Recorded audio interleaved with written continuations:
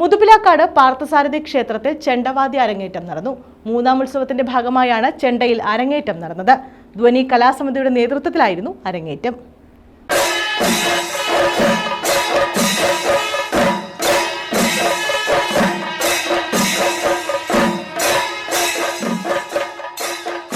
ശാസ്താംകോട്ട മുതുപിലാക്കാട് പാർത്ഥസാരഥി ക്ഷേത്രത്തിലെ മൂന്നാം ഉത്സവത്തിന്റെ ഭാഗമായാണ് ക്ഷേത്രാങ്കണത്തിൽ ചെണ്ടവാദ്യത്തിൽ അരങ്ങേറ്റം നടന്നത്.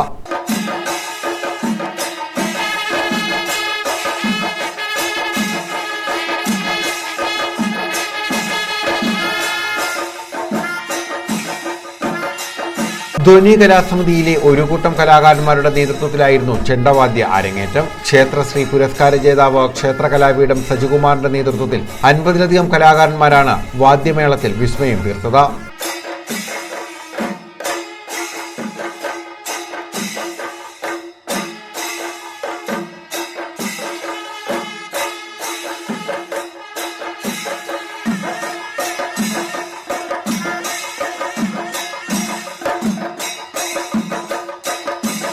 News bureau, Sasthamkotta.